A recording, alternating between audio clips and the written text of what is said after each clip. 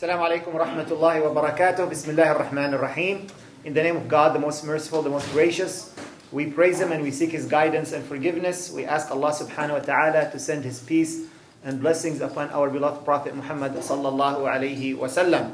Welcome everyone to this episode of DEEN Talks, where this season we're talking about politics and our engagement in the politics of our country and our nation, especially as we are approaching the elections this year, and with what's happening in Gaza and how our government and leadership are acting, and how we as a Muslim community can make a difference when it comes to many things that affect our lives and the lives of people around the world as well. We are very honored tonight to have with us great and esteemed guests. We have Brother Salam Al-Marayati, the president of MPAC, the Muslim Public Affairs Council. And we have Brother Hussam Ayloush, the executive director of CAIR and the CEO of CAIR California. And both of them are not strangers to our community. Both of them are heavily active and been active in serving our community for at least 30 years. Both of them are new grandparents, and that tells you that they are spending all their lives serving the community and the causes of our community. If you have never met Brother Salam or Brother Hussam, I encourage you tonight to give your salam and express your gratitude to all the work they do in front of the scenes and behind the scenes, so me and you and all of us can walk and live peacefully and happily in this part of the world. The discussion today is about the importance of our involvement and our participation in the political work.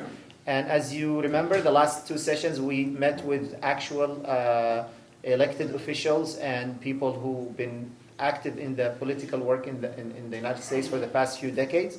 Today we talk about leaders. We talk with leaders of organizations that are serving the community. So welcome, Brother Salam and Brother Hussam. We are very honored to have you here. Thank you. At this program that's co-sponsored with Shura Council, Shura TV, and Islamic Center of Yorba Linda. Before we start, we'd like to give you a few moments to talk about your organization. What does it do? What does it mean? And your involvement with it, and how long it's been going on that you've been working in this field. Sure. Assalamu alaikum. Number one, it's really good to be here. I had to do the hijrah from Los Angeles, but I made it, alhamdulillah. By the way, you guys are spoiled. Number one, you have a beautiful mosque with a sound system that works. You have wonderful weather, nice and cool. It's still like 90, 95 degrees where I live.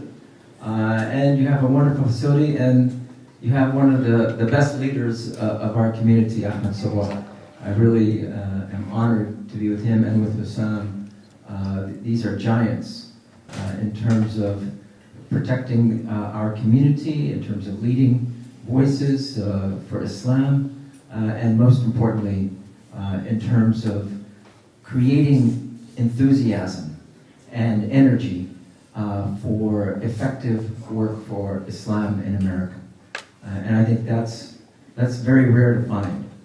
Many times you find mosques where there are no children.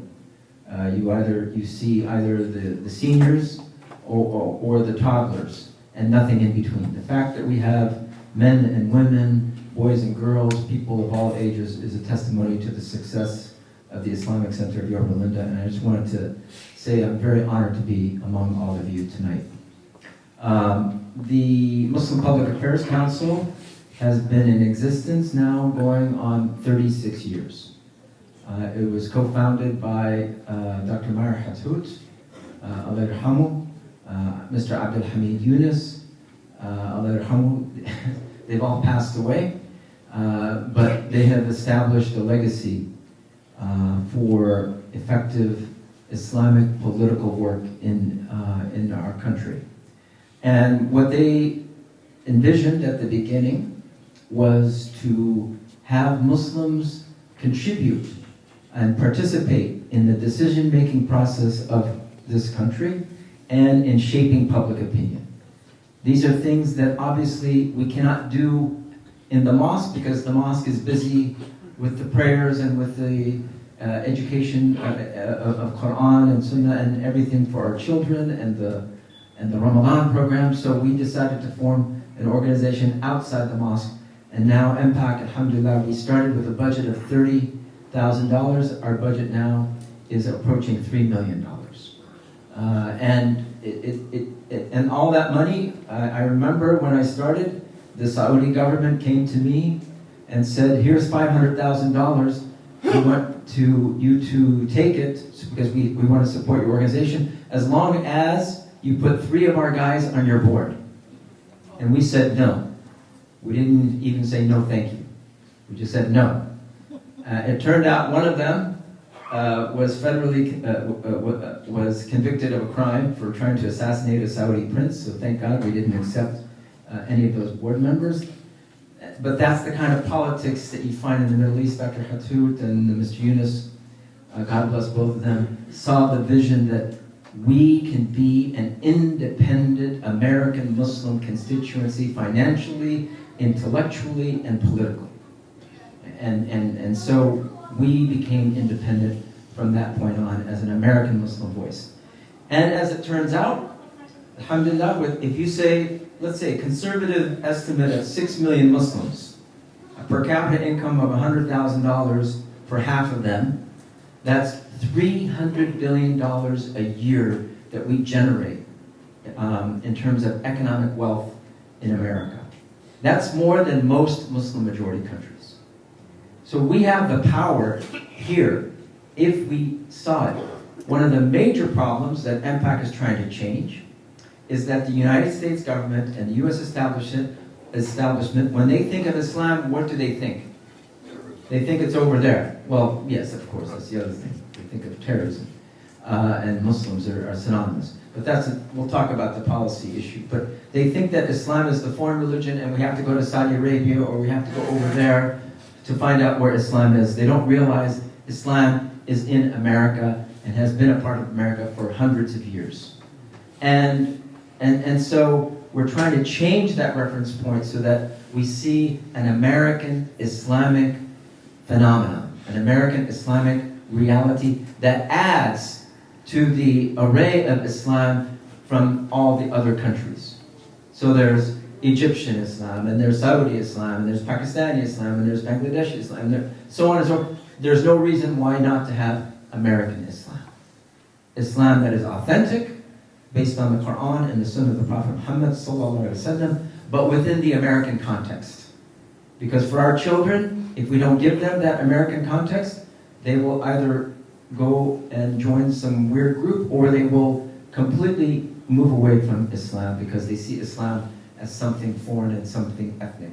So Dr. Hathout came up with the idea of the American Muslim identity, where he said, home is not where my grandparents are buried, home is where my grandchildren are going to be raised. So that's MPAC's work in a nutshell, and then all the politics and all the media. So those are just details. How long have you been working with MPAC? Oh, so 36 years. You've been since the beginning? Yeah, ever since I was 10 years old. No. I came out of college and became an engineer for 2 years. And by the time I was 26, that was 1986, I switched. I actually worked here in Irvine as a chemical engineer. But I was very active with the mosque, and I said, forget engineering, I'm going to go work full-time for an Islamic organization. Most people at that time did not like the idea. We didn't have Hussams or anybody like that at that time. We were just professionals and then volunteered our time in mosques. So I was one of the first full-time Islamic activists in 1986 and 1980. So I was the head of the public relations for the Islamic Center of Southern California. And then in 1988, we formed MPAC. Dr. Hathout, Mr. Yunus were the founders, and I was the first executive director. I was the only employee at the time. I was the budget at the time. So if an average Muslim walking in the streets, I mean, MPAC is a national organization, and it was, even though it was established here in Southern California, it's a national organization, and the headquarters here in LA, right? Right. And the average Muslim who's walking or living in the streets of Southern California, what kind of support or service really quickly, or communication they can have with the MPAC besides donating? Yeah, so the involvement is political. So for example, in 1988, we actually sent delegates. The first event we had was a presidential candidate coming to the mosque and speaking. That was Jesse Jackson in 1988. And so we sent delegates to the Democratic National Convention in Atlanta that year, and then 1990 we sent them to New York, and we also attended the Republican Convention. So the involvement is political. If you're involved in politics and want to change policy in your area, then MPAC can help you organize towards those policy changes, or work with the media, learn how to write op-eds, editorials in newspapers, learn how to effectively engage media and government. So MPAC provides that service, as well as leveraging our government relations contacts, especially in the federal government, on any civil rights issue. So if you have a civil rights case, we file it on your behalf with the Department of Justice Civil Rights Section, or the Department of Education, or any other federal agency through our Washington, D.C. office. Jazakallah khair. I hear a lot of work that could actually relate to CAIR work, some of the things that Salam said, but a lot of people maybe don't know the difference between that. So also, Brother Hussam, if you can, in a summary, what is CAIR, how old is it, and how long you've been involved with it, and what do the average Muslim need to know about the work of CAIR, and how can it affect their lives? Assalamu alaikum, everybody. Salam. It's on. Let's see. Farouk? Here. I think you just need to come in. Assalamu alaikum wa rahmatullahi wa barakatuh. Bismillah wa alhamdulillah wa salatu wa salam ala rasulullah. What a pleasure to be here. And one of the best part of being visiting masajid is seeing the growth of masajid. So I get to see them from the time when they were in a little warehouse or little room, and then slowly but surely, mashallah, becoming a facility. Not just in terms of the structure, but in terms of the services that they provide, alhamdulillah, to the Muslim community and the larger community. So may Allah reward each one of you, and Jazakumullah khair, Dr. Ahmed, for hosting us. Always a pleasure spending time with Dr. Ahmed and my dear brother Salam, especially on issues that are dear to our heart, and that is community empowerment, community raising awareness and engagement. Inshallah, may Allah always use us for that purpose. So my name is Hussam Ayloush, and I'm the Executive Director of CAIR in Southern California, the greater LA area, and I'm also the CEO of CAIR in California. CAIR California has 4 offices, one in Sacramento, one in San Francisco Bay Area, one in Anaheim, which covers the greater LA area, and one in San Diego. So CAIR stands for the Council on American Islamic Relations. It's a Washington, D.C. based organization that was formed exactly a month ago, 30 years ago. So alhamdulillah, we just celebrated the 30th anniversary of CAIR.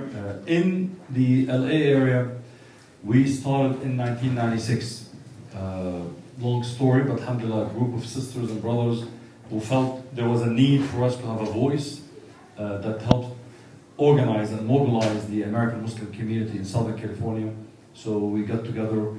By then, CAIR was in California since '94 in San Francisco Bay Area. So we kind of had a branch for it, and since then, alhamdulillah, CAIR is now in most major cities, most major states around the country. The main focus of CAIR is really protecting the civil rights of Muslims.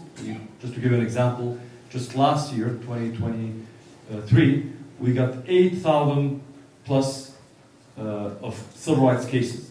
Usually that means people who are discriminated against at the workplace, by government agencies, at the airport, flying while Muslim. It could be FBI harassment of Muslims, targeting of Muslims. It could be bullying, school bullying. It could be hate on the street while shopping, especially our dear sisters face that, unfortunately, quite often.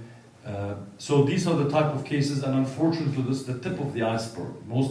When I ask people here, I'll do a quick test here. How many of you have had some encounter that you deem Islamophobic over the last year? Raise your hand. How many of you reported it to CAIR? Oh. Yeah, only Salam, right? The case is that, usually 9 out of 10 people who have faced Islamophobia don't report it. That's the problem. And That's right. it's people I know. Sometimes in my own family, it's like, why didn't you report it? It's like, well, you guys are too busy. You have too many, or nothing will happen. Nobody will fix it.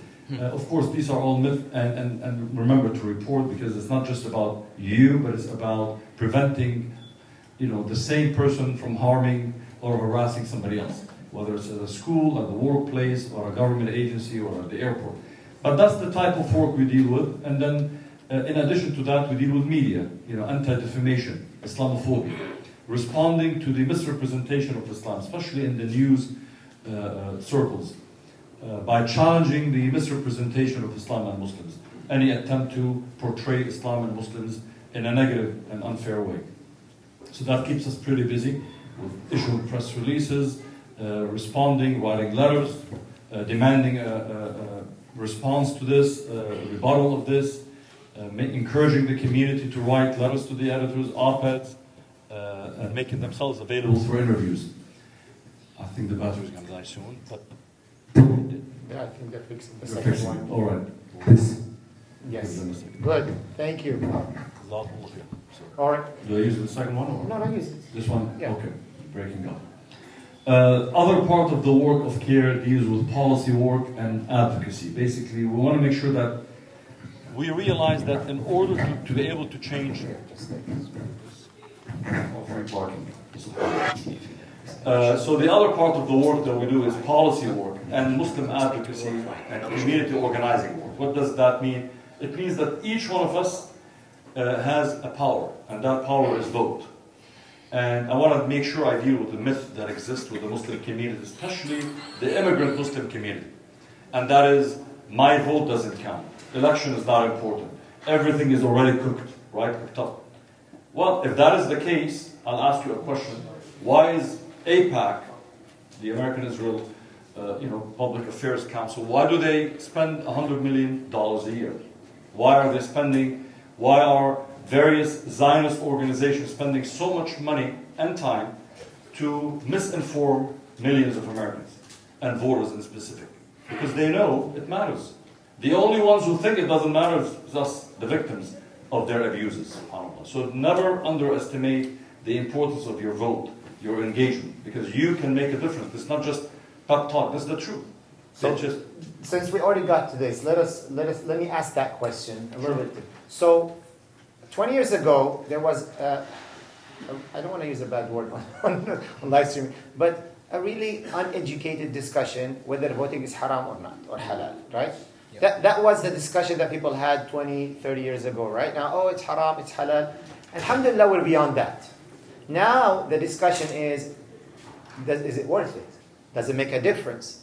Some people would say, yes, I understand that other organizations are spending hundreds of millions of dollars because, yes, it does make a difference. But, our voice is much weaker that my vote is not going to make a difference. That is the noise that we're hearing right now. It's not about if voting is good or not. It's more about, would my vote as a Muslim community make a difference or not? So that is the question that we'd like to know. Does it make a difference? Well, I can tell you that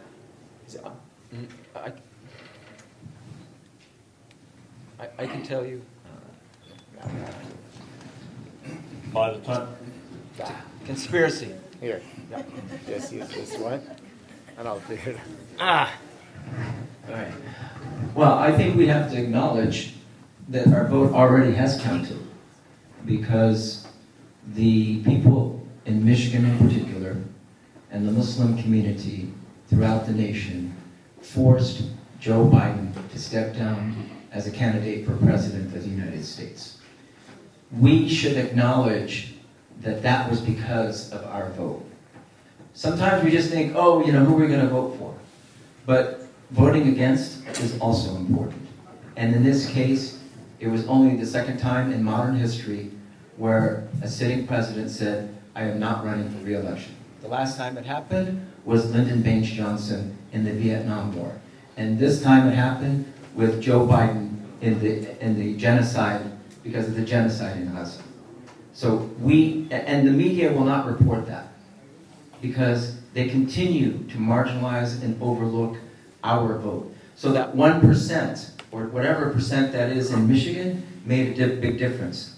We also have districts here near Yorba Linda or around Yorba Linda where our 1% or more, whatever, 3%, whatever our population in that district, will make a difference on who is going to be in the Congress. So I agree with Hussam 100%. We are the only ones who don't think that our vote matters.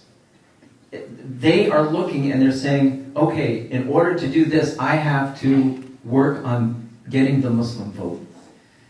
We have to organize on the issues that are important to us with each candidacy and look at that vote. And even if you say, okay, the president, I don't care, it doesn't matter whether you're a Republican or Democrat. I see there's a MAGA person with a keffiyeh here. So we have people from all walks. The African American Muslim community is excited that now there's an African American woman running for president. So we have an array of views on every issue. You can cut it each and every way. But it is so important that we get out there to vote, because that is when they will come to us and say, what do you need for us, for me to get your vote? And even if you don't like the top of the ticket, well, vote down. State Assembly, State Senate, City Council, Board of Education. These are the people in the City Council today will be in the Congress 10, 15, 20 years from now. So we always have to think about the future.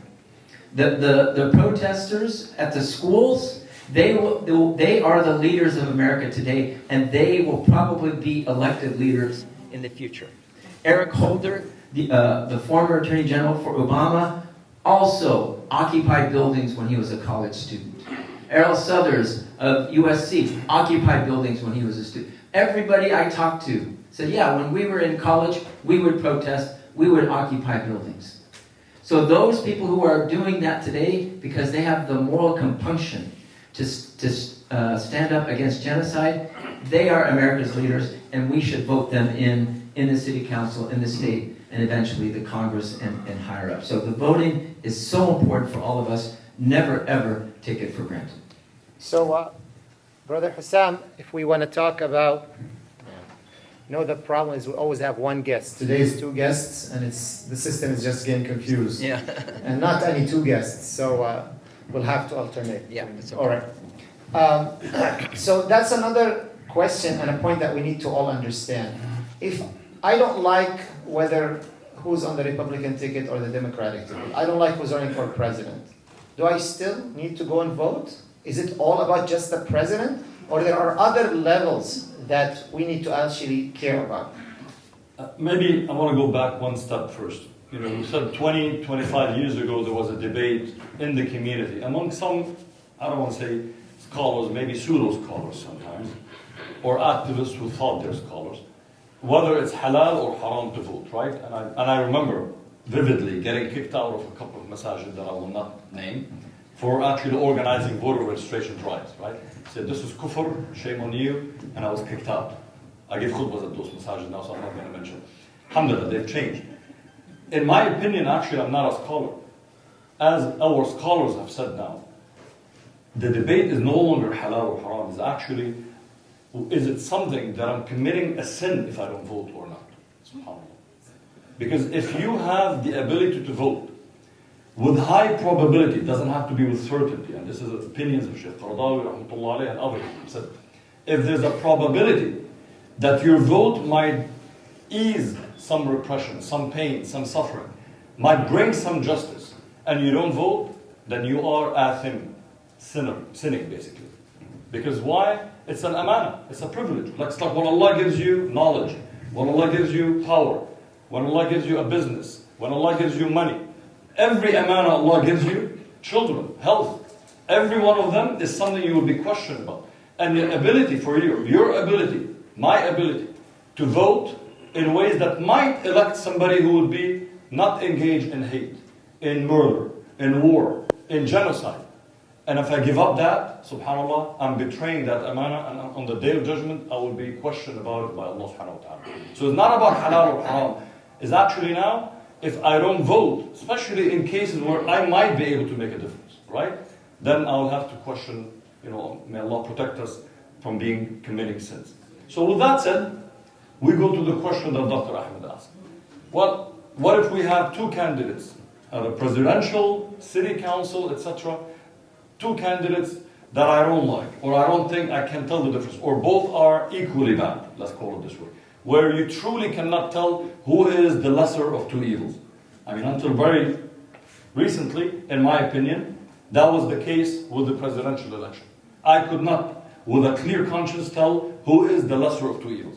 The one committing the genocide, or the one complaining that genocide is not going hard and fast enough. Right? Like, it's really hard to tell. Alhamdulillah, now we have a window of opportunity that might allow us to negotiate or maybe get to the same place. That's a whole different thing. But I think Salam was saying it earlier. Sometimes it's not about who you vote for, it's about who you abstain from voting for. That could make a difference. Who do you vote against? So in this case, let's say we have two extremely bad candidates, president, Congress, or whatever it is. And you want to make a point as a community of voters. And we're a tiny community. We're, 1.5%, 2% of America's population. And unless we improve our voting turnout, our numbers are not that great. We're good in certain swing states. We can make a difference. But let's say, if the two candidates know that they can only win based on a margin that we can create, we can provide that margin. Meaning, in order to win, you need another 100,000 votes. And in that state, you can bring that state. Let's say people running for governor. I'm just trying to take you away from the presidential, because everybody's thinking there. Let's say it's a governor race in California. We can provide at least 150,000 votes in California, for example, right? That means, if you look at statistically, let's say if you were not in California, because California is pretty heavily Democratic, but primary level, right? I'm getting too technical. But I'm saying, because the reason I'm saying that is California is guaranteed to be a Democratic state. So it doesn't matter. If you don't vote... Arnold proved us wrong. Yeah, it was a glitch. And he was not the most right-wing conservative. It was more like a centrist. But the point is, our vote can make a difference. And if we don't like neither of the candidates, and you vote for a third candidate or abstain, but in a way that can be counted, that's the thing. Meaning, we vote for the other elections, and people can say, the campaigns can say, you know what, there's 150,000 votes we missed. And we lost by 80,000 or 80,000. So yeah, that's how they look at it. So 2 years from now, when there's a congressional election, or 4 years from now, when there's a presidential election, they're going to look and say, what can we do to get those 150,000 votes in California? At an American level, probably nationwide, you're talking about at least 1.5 million Muslim voters. So voting is important, because if you abstain completely and you disappear, you're not going to be showing in the numbers anyway. So, but if we vote for the U.S. Senate, for Congress, so they can count that actually there were 1.5 million votes that participated in the various U.S. Senate races, but they did not participate in the presidential, or maybe they voted for a third candidate, right? Third party candidate, green, independent. Then they can do the math, and then they pay it. See, the key is, in politics in America, I hate to put it this way, politicians don't, for the most part, don't act based on what is right. They don't act based on what is just. They don't act based on stopping injustice or genocide. They vote on the basis of what will make sure will get them re-elected. That's for the most part. And I'm not saying they're all heartless, but for them they have a lot of other issues, so they have to sacrifice something. And a genocide in Gaza for them is pretty much far away that they're willing to sacrifice. But when they know that you and I can cost them their seat, then they will sit down and pay attention to us. So for us, we have no other option, wallahi, in front of Allah subhanahu wa ta'ala, because I dread the day we're going to stand up in front of Allah subhanahu wa ta'ala. And He will ask each one of us, there was a genocide happening. 16,000 children and babies were killed.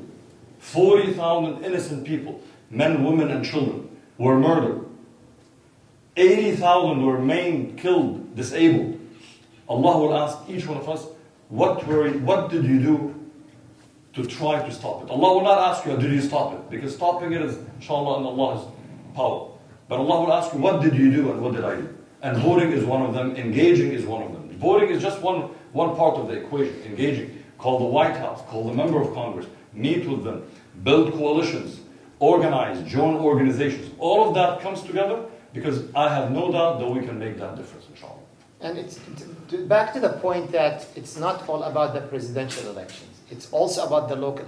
Everything trickles up. Like when people see how we are voting on the local elections, they will understand how the Muslims vote on the larger issues. And also the local things and matters are important for us. I mean, if your kids go to public school, don't you need a good person to be on the Board of Education? Right. If you live in this city, don't you need a good person on the city council?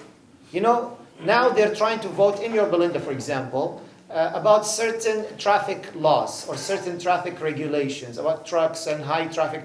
I mean, don't you want that area to stay still nice, not heavy traffic? Okay, we'll vote for that, right? To win a position at the City Council of Yorba Linda, and Yorba Linda is considered one of the highest cities in Orange County with election participation. One of the highest. Some cities, like neighboring city, Placentia, you only need 700 to 800 votes so you can be on the City Council. Can you imagine that? Here in Yorba Linda, one of the highest, 10 to 15,000 votes. That's all what it takes for someone to be on the City Council. Imagine how beautiful it would be if we have someone who is friendly to us, always there, visiting us, doing the things that we like to do. We have a masjid. We want to make sure that our traffic and our permits and our licenses are done right. We need friends in everywhere. And that's when they come and listen to us, when they know that our votes will make a difference. So that is something to keep in mind. It's not all about who's going to the White House. It's also about what's happening on our daily lives and how they affect our lives. Now, a question that always comes, and I'll ask Salam to answer this, is, the question is, you know what, we have two main candidates, but there are others. There are third parties. There is Dr. Jill, there is Coleman West. Is my vote being wasted if I vote third party? Or is it better that we all vote to one of the main two parties to send a strong message? From your experience, from the research that your organizations are doing, what do you think is the right thing to approach? That's a difficult question because I think third-party candidates usually are irrelevant unless they reach a threshold. So let's say Jill Stein or Cornel West are able to garner 10% of the national vote. That means they took votes away from, it would be the Democratic Party usually, and therefore the Democratic Party has to listen to them in order for that not to happen. So if you have a constituency that is able to reach that threshold, then yes, you can be influential. But if not, then I don't think it matters. And as we said, in California, it probably doesn't matter anyway, other than the popular vote. So if you say, hey, in California, we can get Cornel West, let's say 150 or 250,000 votes, or Jill Stein, that will be a big message to the national parties. But back to the two candidates, I think we have to stop looking at presidential campaigns as beauty contests. First of all, usually they're not beautiful. So it's not okay. Let's say a horse race. Okay, they're not. It's not a horse race for us. It doesn't. To be honest with you, we endorsed George Bush in 2000. Then the Iraq War happened, and look what it got us. We pretty much endorsed Joe Biden in 2020, and he enabled and protected and funded and sent arms for a genocide. So we still have a lot to learn that when there is an endorsement, what are we getting for our community? And that to me is what we have to be thinking about. So we should take our endorsement very seriously and protect it like it's my wallet. I want to say it's my family, but people think their wallet is more valuable than anything else. So that's how we should think about, in terms of the endorsement. Don't give it up so quickly. And that's what's happened to us in the past, but we learn from that. And then the other issue I think we have to, it's not so much who's the top figure, it's Donald Trump and a convicted criminal, and then now it's Kamala Harris, who is part of an administration that is still enabling genocide, and she needs to separate herself from Joe Biden on that issue, or she will not make it. I don't think she will be that much different, and that will mean a loss for her. But the point is, one of them will probably be president, and we should have a plan for each scenario.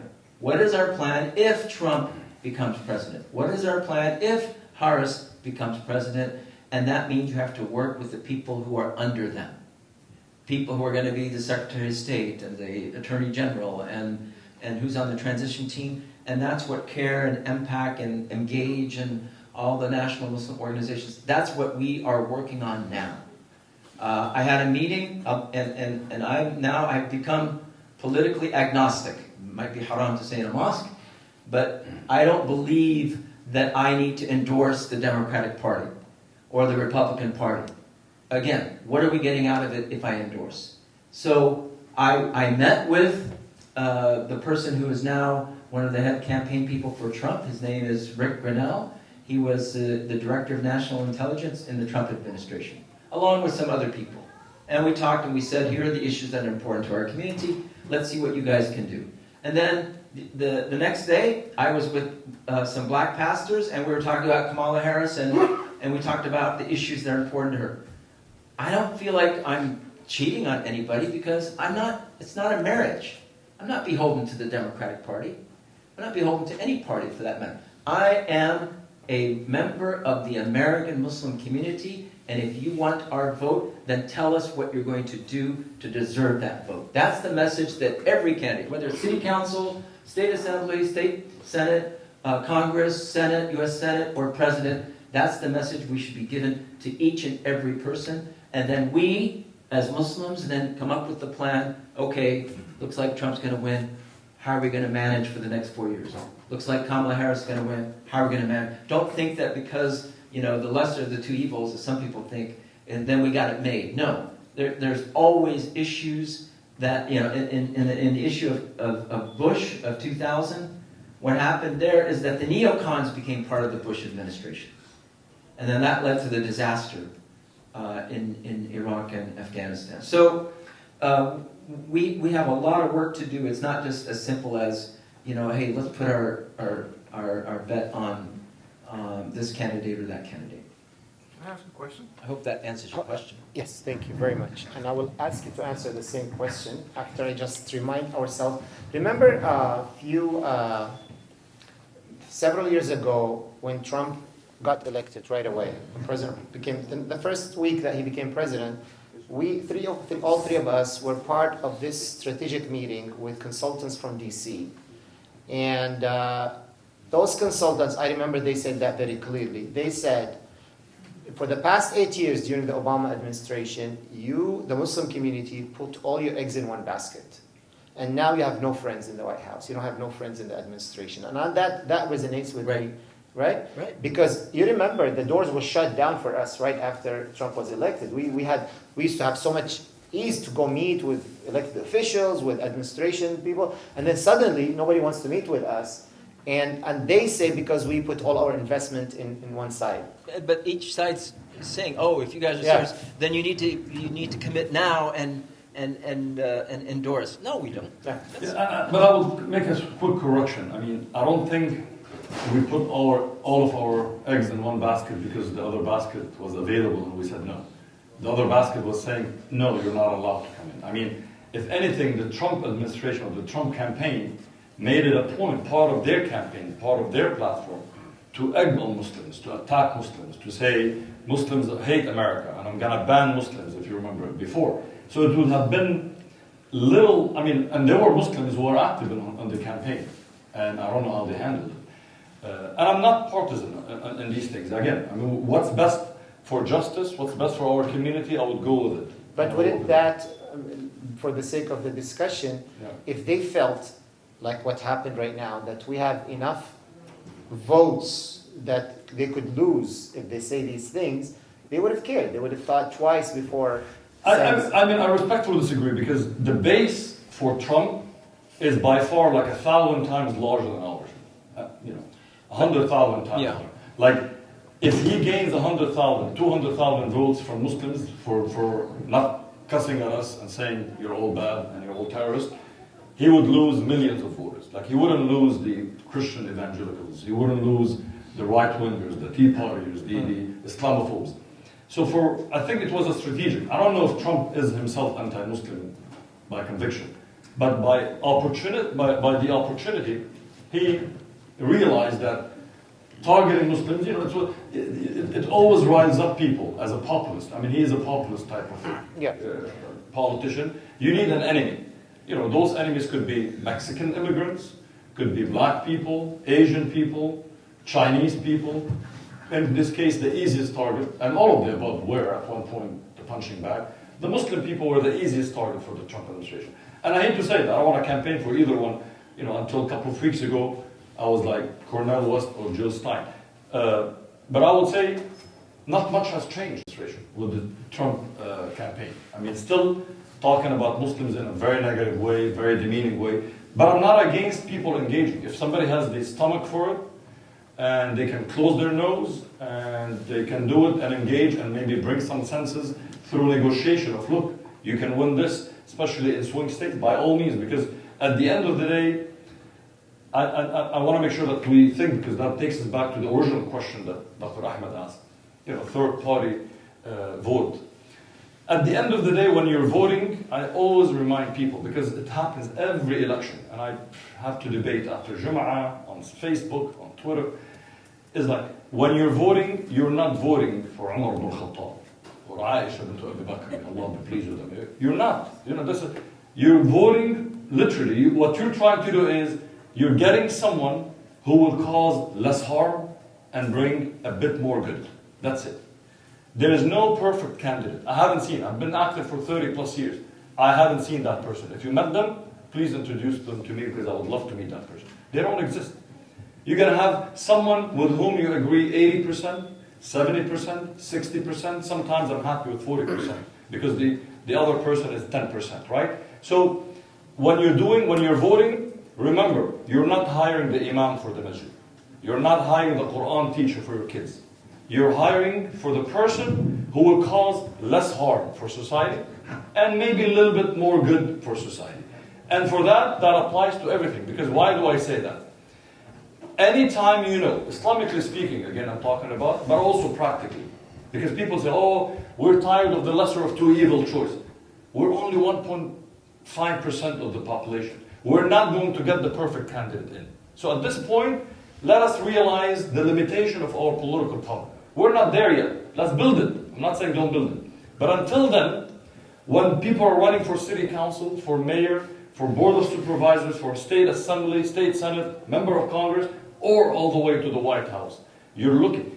Anytime you find there's a clear probability that one is a lesser of the evil, you have to get that person. It's not, I'm waiting for the good candidate. I'm not gonna, good luck. You're gonna grow gray hair and then sit. Yeah. I also want to say that 20 years ago, it wasn't just about the voting is haram. No politician wanted to meet with us in public. Okay? That was a reality. They wouldn't mind coming and going into your living room and getting $10,000 and saying thank you, and then they're out. But for them to come in public and to be seen and take a picture with you, that did not happen at all. So there has been a big change in the last 20 years in terms of the American Muslim political landscape. And we have to take note of that as well. MPAC's long game, because as Hussam said it correctly, we are only 1%. So we are putting our resources in the nerve centers of the society that shapes public opinion and makes decisions with our tax dollars, which is another reason why voting is an obligation, because it's my tax dollars and the person up there is using my tax dollars to make decisions, therefore I have to have a say in where my tax dollars are going. That is why engagement is important. Engagement is not endorsement. Engagement is working with people. Sometimes you can convert them, as the Quran says, repel evil with that which is good, so that the one with whom there's enmity becomes as if he's your warmest and closest friend, Waliyun Hamim. So you do that. That's the purpose of engagement. And also, Our purpose, CAIR, MPAC, all the Muslim national organizations, is to eventually change the policy of the United States government. That is a major undertaking. This is not going to happen in a year or 2 years. It's going to take a long time. They're still working on civil rights for all these years, and they're still working on civil rights. And I remember in the Bosnian genocide, I don't know if you were involved with the Bosnian task force, the Bosnian people would say, thank you for the food and blankets, but more important than that, I need you to change the policy of the United States government. By the way, that's what the people of Gaza say And now. the people of Gaza are saying exactly the same thing. Dr. Amar Hathout said once, don't look at the Palestinians as animals behind the cage, you throw peanuts at them. Right. More than the food and the stuff that we send, they need our political engagement. And we say that everywhere we go. Yeah. If we just invested 20% of the money we send to Palestine over the past 30 years in making changes in politics in America, maybe we would not have seen what happened in Gaza now. Right. So we need to think that long term and understanding and stop being emotional about, oh, I'm willing to give that much money so they can take blankets and food and sugar. Rather spend that money on influencing the local representative, the local congressman. Exactly. Yeah. And not just the ones that are 80% on our side. Work with those who are 20, 40% and make them 30, 50%. I mean, it's a continuous engagement process. It's not like, oh, what are you doing with that person? That person hates us, or that person doesn't agree with our values, and that person is this or that. Well, you know, the Prophet, ﷺ, he went to the chiefs of Quraysh for protection. Not because they agreed or they had the same values or the same, no, for protecting his community.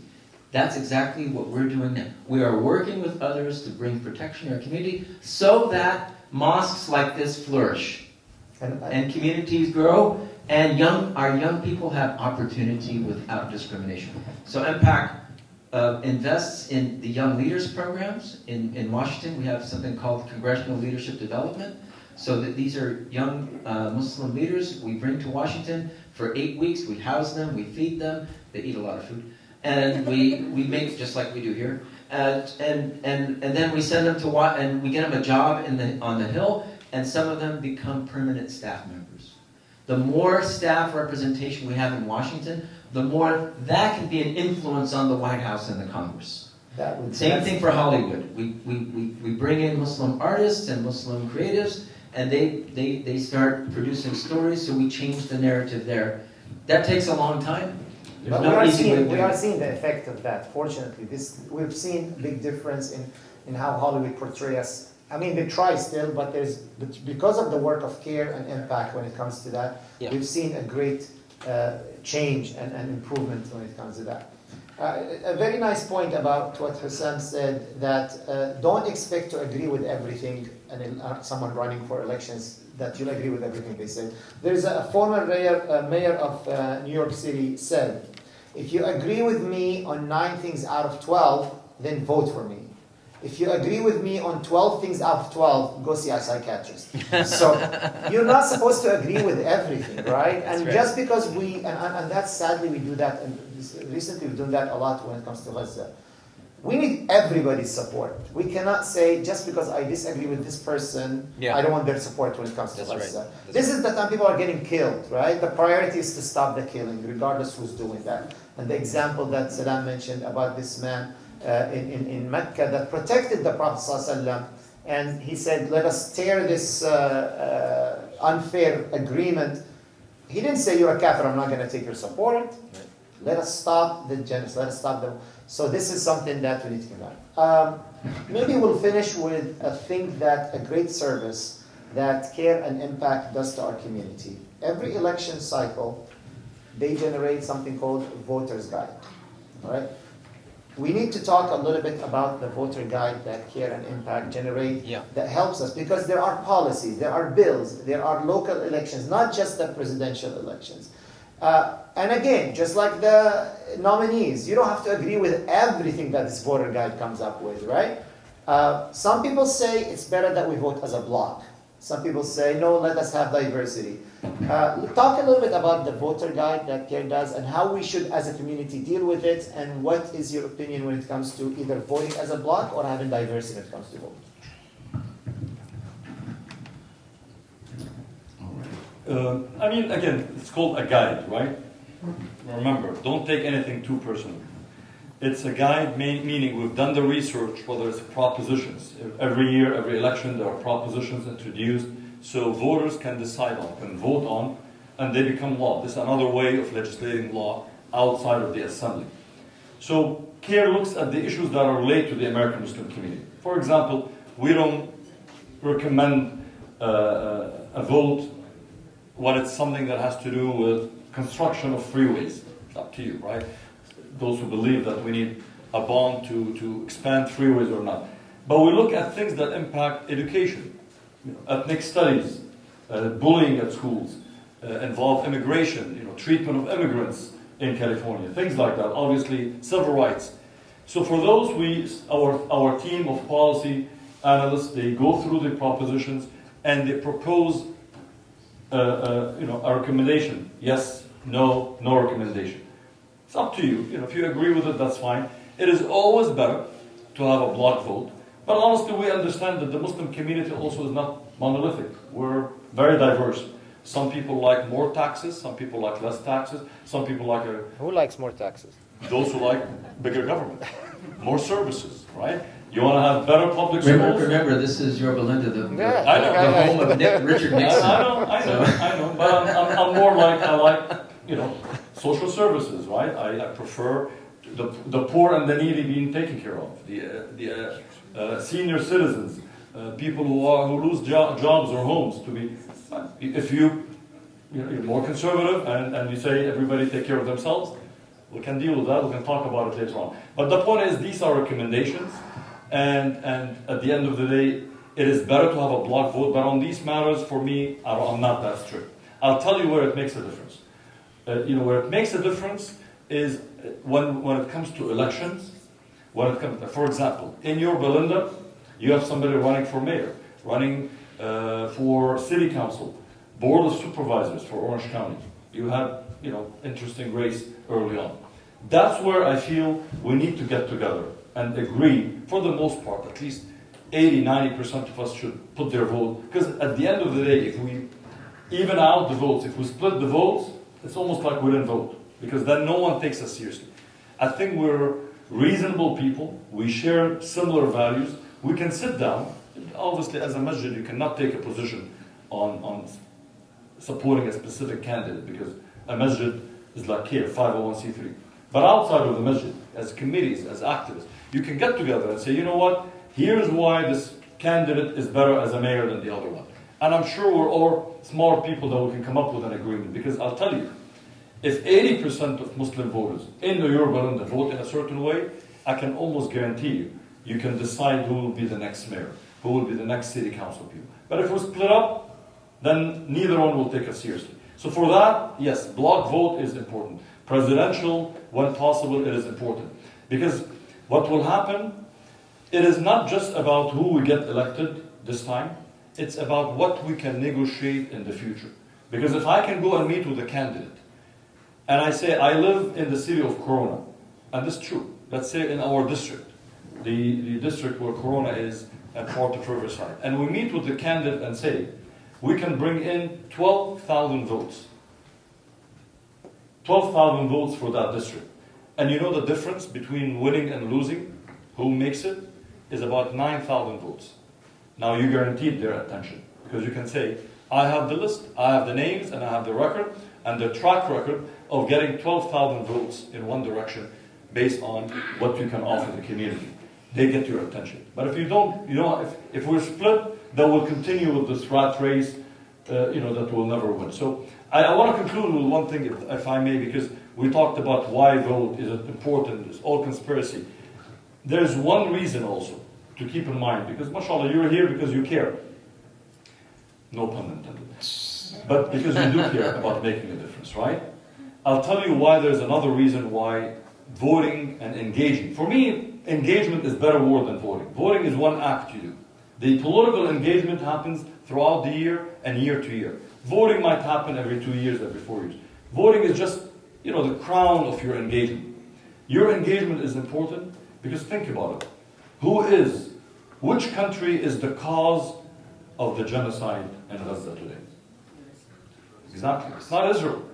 If the U.S., if our country, if our wimpy, cowardly, shameful, immoral president did not continue with supporting the genocide, if he would have had the guts and the morals and the principles and the courage to say, no more weapons, we will not support you, we will not give you the veto power, we will not going to send $20 billion, we're not going to send you the 2-ton bombs, what will happen next day? The war will stop. So we, our tax money, our government is responsible for the misery in Gaza and in many other places around the world. We have no time to list the number of countries who have messed up around the world over the last 50 years. So because of that, we have a mandate to try to stop it. Because the murder, the injustice is happening falsely in our name, and we have to stand up and say, not in our name, but it's not just words, it's action. Jazakallah khair. You want to talk about the guide? Yeah, I mean, the guide is really important. I mean, it not only helps our community understand, where our interests lie, but it shows the campaigns what is important in terms of our issues that they need to be working on. And I agree, it's not just about the vote, it's engagement. And I agree that, if you agree with somebody 12 out of 12 times, you're psychotic, unless it's my wife, of course, which I agree with 14 out of 12 times. Smart man. Yeah. Well trained. Yeah, because 2 of them I'm wrong. So we have to understand that this is true for every community. So I think it's about what is our plan the day after the vote. What are we going to think? Okay, we voted, now we go home. No, it is a continuous process. And in terms of the voter guide, by the way, another interesting fact. The Trump campaign has identified a liaison for the Muslim community. He's from Lebanon, which is very interesting background. The Muslim or the Arab community? I think the Arab. Muslim and Arab. Yeah. He's a liaison, a representative to the Muslim and Arab communities. And the Biden, or not Biden now, the Harris, whatever it was, Biden before and Harris now, they have yet to name any liaison to the Muslim. That tells you that they see the importance of our vote. I guess so. I remember when last term when President, I got a call from the White House. Dr. Ahmed Soboh, we need your help. We need you to send a student to come and meet with the president from the Muslim community, a student who went through bullying or harassment in school because of her religious beliefs. And we identified the Sister Malak that CAIR worked on her case.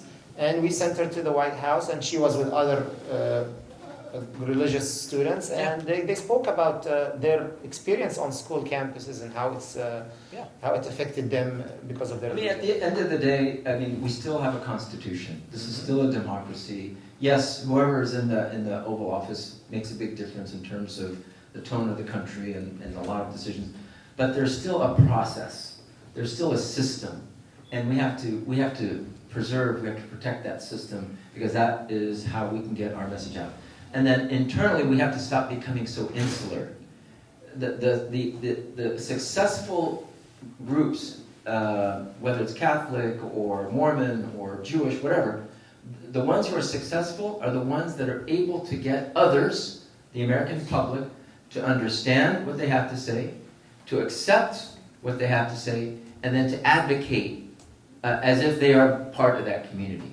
That is our objective, is to get others outside of our mosques to understand, accept, and then advocate. And the most important issue right now is, do Americans want war? No. They don't want war. They don't want to see a draft. They don't want more of our money wasted. They don't want to see anti-American sentiment increase because of this genocide. That is something that we have to continue working with other Americans to campaign, because otherwise the pro-Israel lobbies will continue to, stifle speech, suppress even Jewish voices that are against what they're doing, and conflate anti-Zionism with anti-Semitism. Yeah. Another interesting point, by the way, sorry, if you talk about voter guides, Senator J.D. Vance has opposed the anti-Zionism, anti-Semitism legislation. But they're working on him. And they're going to be working on him. We'll see if he changes. As someone said, they have a babysitter in every single office from APAC to make sure that they're voting in a way or another. By the way, I want to make it clear, I am not a Trump supporter.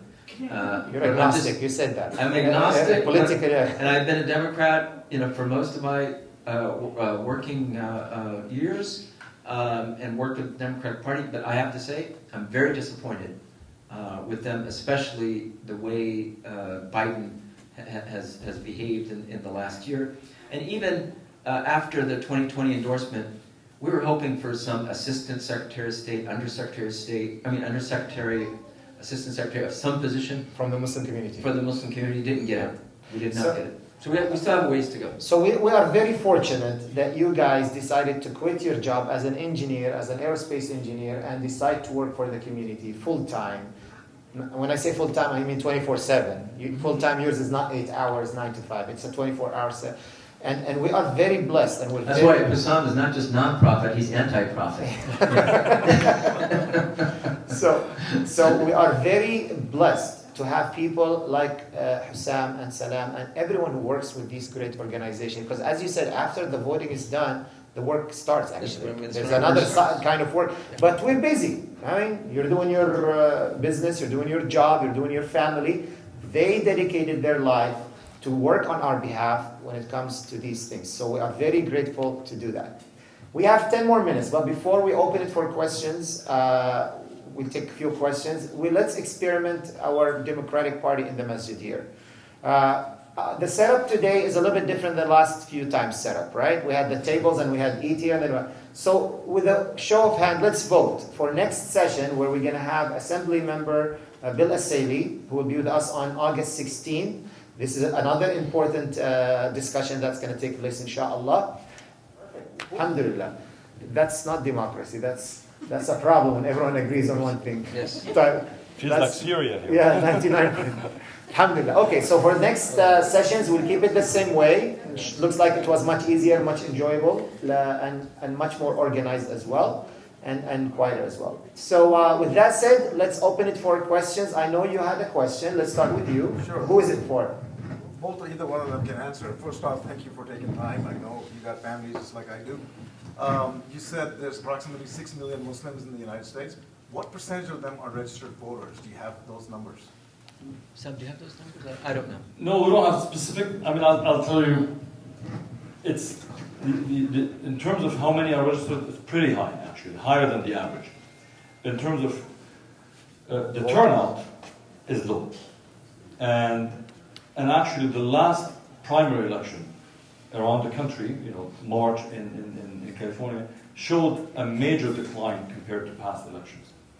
And you would think this is actually the most important time in recent history for us to vote, but actually the community was so demoralized that they did not vote. That almost, I can tell you in California, everyone who stood on the side of our community in terms of genocide lost.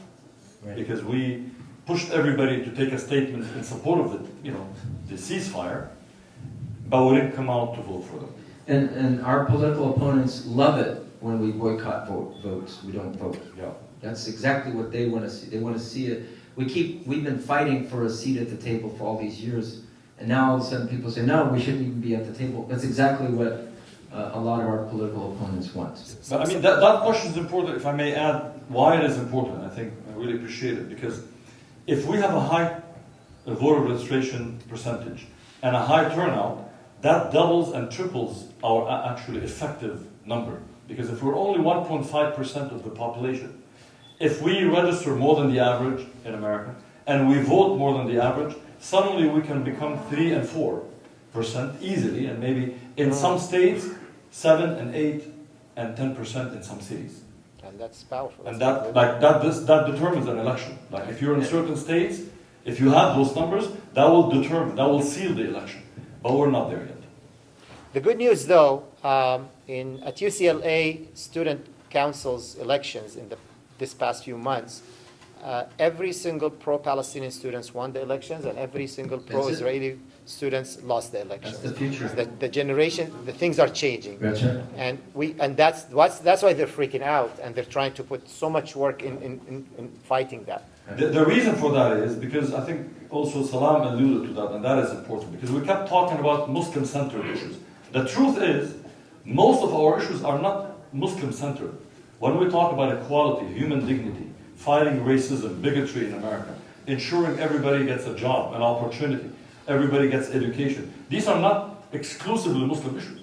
These are issues that impact almost everybody in America, and I would say maybe half the people. No pun intended. You said impact. Yeah. Pun intended. Yeah. Right? Because I said care. Right? So it is. You're good at puns. So we have to make sure. I get sure involved in the process, right? So it is important that when we engage in politics, even when we meet with the candidates, not to make it seem we're here for ourselves. It's like, I need what's in it for the Muslim community, right? Sometimes there is a Muslim issue. Sometimes specifically, maybe the masjid needs expansion. We're having some racist resistance, maybe. But a lot of the issues we care about and for impact a lot of other people. So what it means, we need to also learn to expand our alliances, meet with the other communities, find the common ground with the Latino community, Asian American community, immigrant rights community, human rights community, black community, Jewish community, religious community, liberal community. For everyone, there are a set of issues that are equally important to all of us, because that, number one, normalizes being Muslim in America.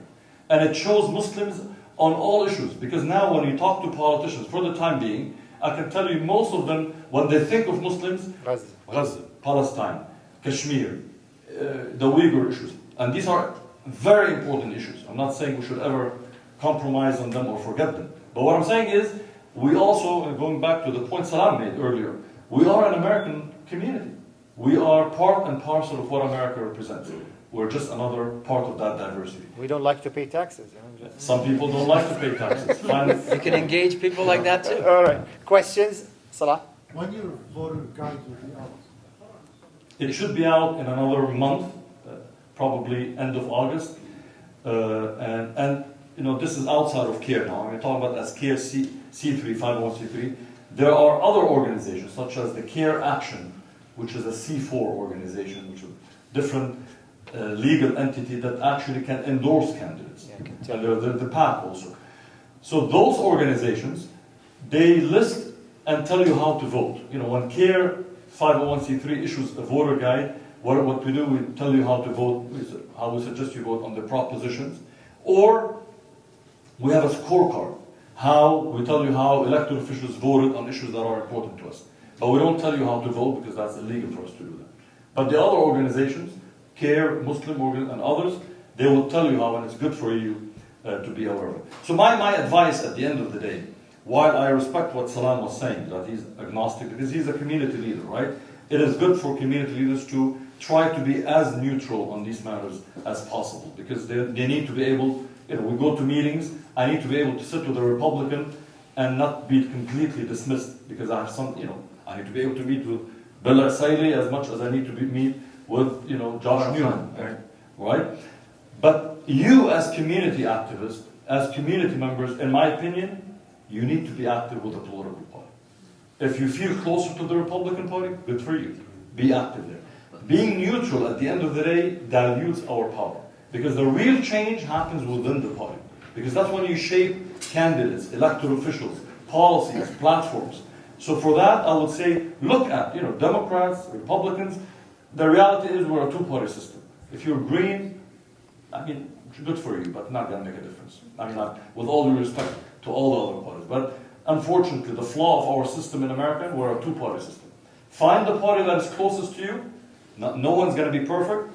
And bring the change within, because that gives you muscle, network, connections with other like-minded people from other communities in these parties. All right. Do you want to say last word, Salam? Before Yeah, again, to my political agnosticism, I just wanted to present a different model than what Hussam gave, and that is we're never going to have a block. There are people who are committed Democrats, and there are people who are committed Republicans, and you're never. And there's, I don't know what the percentage is. Maybe, you know, during Obama we were 70% Democrat, and then after that, or now, you see a shift. Even 30% Muslim community voted for Trump. So we're not, and you know, as I said before, African American Muslims like Keith Ellison, Yusuf Salam. I heard Yusuf Salam is one of the exonerated 5. He was convicted of a crime he never committed in Central Park and spent time in jail, and then they exonerated him. Now he's on the city council for the city of New York, in New York City, and they may select him to speak at the Democratic National Convention. And all the African American Muslim community is galvanized now because of that. So we're not going to be the same. So what I feel we should do, yes, it is my opinion. I don't think it's the policy of the organization. My opinion is, okay, you like Trump and the Republicans, go work with them. You like Harris and the Democrats, go work with them. You like Cornel West, okay, you work with them. And Jill Stein, you work. Tell us what you're going to deliver our community if your candidate wins.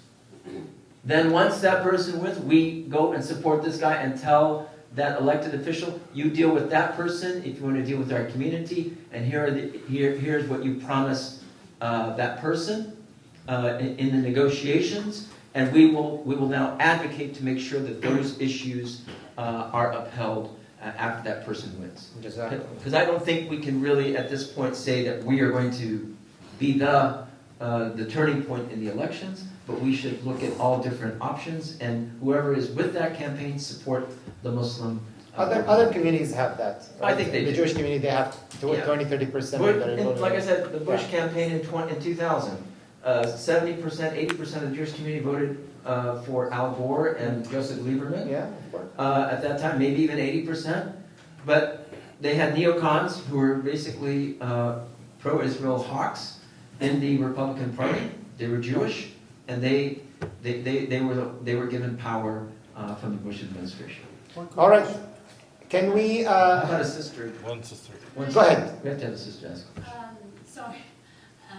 I've heard that if you do not vote for either the two presidents and you go to another, a nominee, that you're going to waste your vote, or they're going to get it anyway. One of them will get it anyway, even if you don't choose one of them.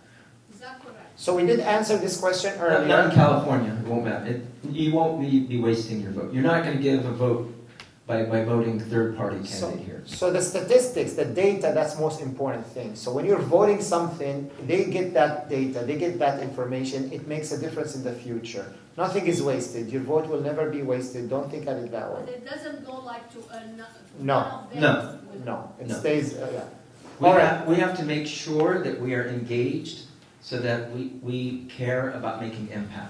There you go. Yes. By committing The four puns in one sentence. We have to make right sure to be care that we engage so that we make care in making make a impact. mass change. That's it. Alhamdulillah. All right. We are now so united. We will be praying Isha right now, but Brother Hussam, Brother Salam agreed to stay till midnight. So if you have any questions, they can answer your questions after the Salah. We are very grateful to both of you. جزاكم الله خير. السلام عليكم ورحمة الله وبركاته. Thank you very much.